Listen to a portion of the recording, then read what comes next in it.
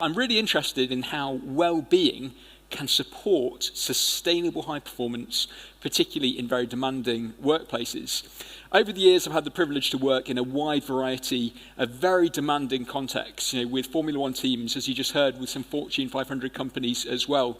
But you can think about a lot of the work and the research that I do as sitting at the intersection between 4 different topics.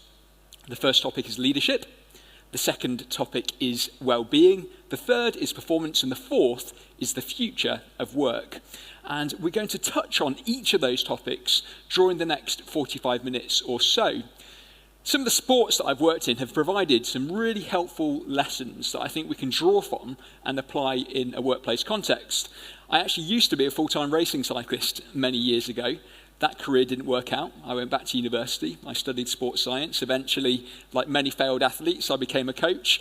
And I worked with some elite and professional riders, but most of my clients were business people. They had very demanding jobs in London, where I was based at the time. They were working 80 hours a week or sometimes more as finance professionals, as technology workers, as management consultants. And for some reason, outside of working those 80 hours a week, they decided to go and race for 180 kilometers at the weekend. But I realized that unless I could account for the cognitive load associated with their working life, I couldn't plan their physical performance effectively. And that really sparked my curiosity. I started to try and understand how to measure and understand the load associated with knowledge work. That's work where we think for a living. And I was so fascinated by that world that in the end I went back to university again. I ended up doing my PhD looking at the relationship between well-being and performance in very demanding workplaces. I've also had the privilege to work in some really interesting sports like alpine skiing, as well as in motorsport. I've worked across all categories in motorsport, all the big categories from Formula 4, 3, 2, also in Formula 1, even a little bit in Formula E, and I'm aware that Jaguar has done very, very well in that series over the last couple of years. But today I am going to share some lessons from Formula 1, because I think there's some really practical things that we can take away that might help us in our work life too. Because as you will know very well, if you follow Formula 1, while you see the driver on the track, Formula 1 really is an interesting combination of kind of a sport, a business, a software company, a technology company, a precision engineering company, likely with many similarities to the types of roles that I'm sure many of you are involved in. So before we get started today, I'd like you to use your imagination. I'd like you to imagine that you are on the starting grid of a Formula 1 Grand Prix, about 15 minutes before the start. If you've watched something like Drive to Survive on Netflix, or maybe you've been to a Grand Prix, you have a good sense of what this looks like. But if you haven't, just imagine that you're standing on the grid. At this point, you're kind of free to mill around. You've got that precious pass that means that you're able to be there on the grid. There's lots of people trying to look important at this point. Celebrities with big sunglasses. Everyone wants to look like they're really supposed to be there. But 15 minutes before the start of the Grand Prix, an alarm sounds. This means all the non-essential personnel have to leave the grid. So you find out who's really supposed to be there. So 15 minutes before the start, that alarm sounds, you are left. Imagine you're sitting in your Formula 1 car. You are the driver. At this point, you're surrounded by mechanics, engineers, who begin a startup sequence on the car. Once that startup sequence starts to come to an end, another alarm sounds just 1 minute before the beginning of the race. And at this point, those engineers, those mechanics, have 45 seconds to get off the grid and back to the pit wall. So they rush off, and you'll see them pushing trolleys and tyres and all kinds of pieces of equipment. So 15 seconds before the start of the race, it's just you, the driver, behind the wheel of the car. But you know that you're ready. And at this point, your attention is drawn to the lights on a starting gantry. They turn green. And this signals the start of a formation lap. So imagine that you pull away from your position on the grid. You begin a carefully orchestrated series of acceleration maneuvers, braking, turns, all designed to get the tyres and the brakes up to an optimum operating temperature. At the end of that formation lap, you find your position on the grid again. Now is the time. Once more, your attention is drawn to those lights on the starting gantry. The race director hands over control to an automated start sequence, and those lights begin to illuminate 1, 2, 3, 4. Your heart rate is increasing. You're gripping the steering wheel. Your reactions are tuned to respond any moment because you know that after that 5th light goes out, the race will begin. But you don't know how long those lights are going to stay up for. It's actually a random time interval. So you focus with precision on the edge of your seat, waiting for that race to begin, because when those 5 lights go out, that race is on. In many ways, I think Formula One provides a great example of a concept which is sometimes described as bias for action. Formula One is bias for action in action. You might have heard of bias for action before. Perhaps it's a term that you're familiar with. It's used in many businesses. But I often think about bias for action in the context of 3 components. The first, it means we're decisive and focused. Second, it means that we're proactive and that we're resistant to procrastination. Thirdly, it means we're empowered to act. We're not fearful. Now, how decisive and focused do you feel in your average workday? According to some data, we're interrupted once every 11 minutes. It then takes 23 minutes to get back up to speed on the original task. Sound familiar? How proactive are we? The average worker, according to some data, procrastinates for about 2.2 hours per day. I'm sure no one here does that, but maybe, perhaps you know someone who does. Do you feel empowered? According to some other research, 40% of workers say that they worry about making mistakes for most of the day. But my argument is I don't believe it has to be this way.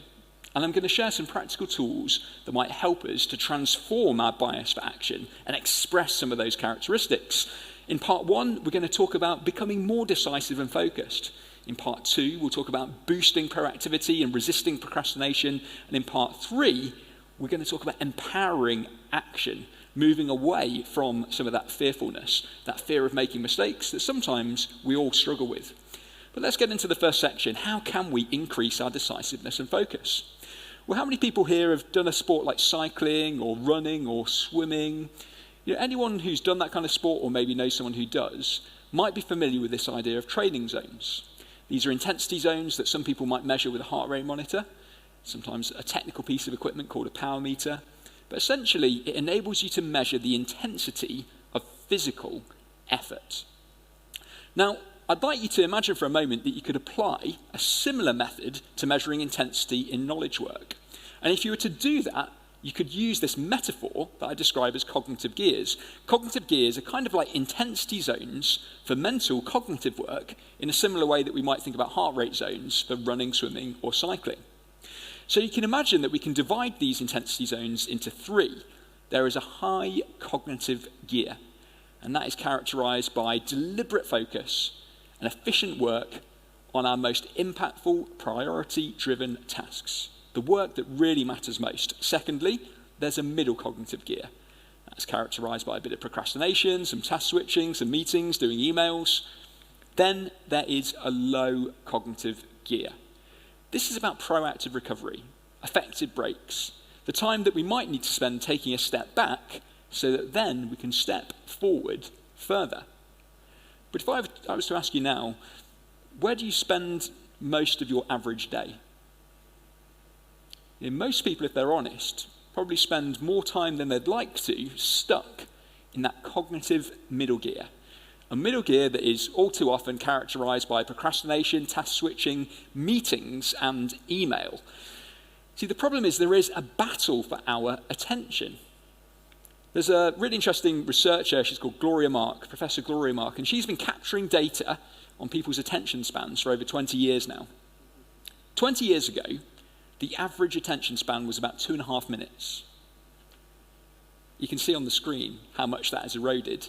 Today, the average attention span is down to 47 seconds. See, one of the challenges I think we have as knowledge workers is that we've got access to more information than ever before. But while we have this wealth of information, Unfortunately, it means that all too often we have a poverty of attention. One of my contentions is that we need to stop throwing around our attention like it's loose change, and instead recognize that it's a precious resource that needs to be invested, which needs to be invested and thought about carefully in terms of how we allocate it, when and where. And I think many of us would find that that's in stark contrast to how we approach the average day. In practice, this means that many of us need to find a way to work smarter. And I think that could begin by increasing the quality of our focused effort where it's going to have the greatest impact. Secondly, we're never going to get rid of that middle cognitive gear time, but we might be able to reduce a bit of procrastination and inefficiency. And we're going to talk about how to do that later in the presentation. And finally, spend a bit more time in that low cognitive gear, which means recovering proactively, taking effective breaks, maybe finding ways to break up some of those back-to-back meetings that many of us find we're stuck in for much of the day. But this process might begin by identifying something called your chronotype. Chronotype simply describes our tendency towards morningness or eveningness, or maybe if we're somewhere in the middle. So how many people here would describe themselves as a strong morning type? You generally feel at your best in the morning. Yeah, we've got a few. How many people here are more of a strong evening type? You feel at your best later in the day. A few of those. And how many people are somewhere in between? Yeah, not many. How many people have ever asked that question of their team? Have you got any idea whether your team members are stronger morning types or evening types? I encourage you to ask that question, because we each have a tendency, a lot of it's genetically governed, to be at our best at different times in the day. You can find this out by very sophisticated tests, but that simple question, when do you feel at your best? Maybe ask your teams, maybe ask your friends and family too. It's quite powerful. You see, cognitive performance, regardless of whether we're a morning type, an evening type, or somewhere in between, varies by about 20% during the average day. If you're an early bird, a morning type, it's likely that you experience this variation as a peak, followed by a valley, and then you experience a rebound later in the day. If you're more of an evening type, you probably experience this in reverse. You start the day with this rebound, your valley comes in the middle of the day, and then your peak period, when you feel at your best, is likely to come much later in the day, even into the evening. In practice, this means that some parts of the day are better or less well suited to different types of work. And we can use that, we can put it into practice based on something called chrono-working. Chrono-working describes adapting working patterns to those tendencies. And those tendencies towards morningness or eveningness are actually driven by our body clock, by our circadian rhythm. So you can think about applying this by paying attention to when you feel at your best, that peak period in your day, and trying to schedule some of that high cognitive gear time, that really focused work, that high priority work where you can have the biggest impact, to coincide with the peak period of your day. Secondly, in that valley, that part of the day where naturally your energy level is lower, take an effective break. It used to be called a lunch break. I think that's gone extinct in many places now, unfortunately. But then later in the day, the rebound, when your energy starts to come back, but you're not quite as sharp as during that peak period of your day, that's a great opportunity for scheduling meetings, switching tasks, emails, the little jobs that just need to get done. Now, I recognize that we might not have complete autonomy over our time. It's not possible to schedule this type of work in line with your preference every day. But could you do it maybe slightly more than you do at the moment? Pay a bit more attention to those peak periods, particularly when you're working from home, for example, if anybody does that.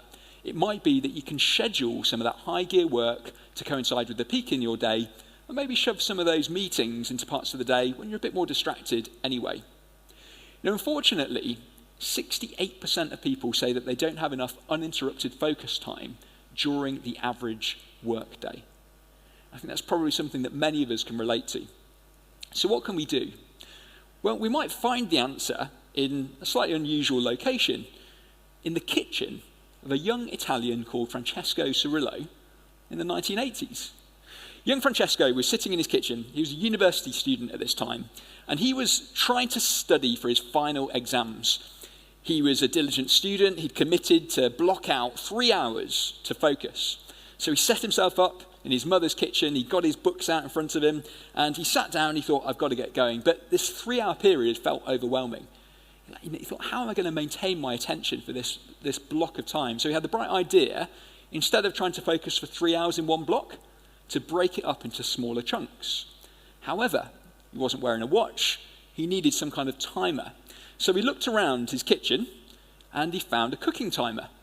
Just so happened this cooking timer could be set to 25 minutes and it was shaped like a tomato. So he twisted it, set it for 25 minutes and broke that 3-hour period into 25-minute chunks of focus, and he gave himself a 5-minute break in between. Now, if anyone here speaks Italian, you might know that the Italian word for tomato is pomodoro.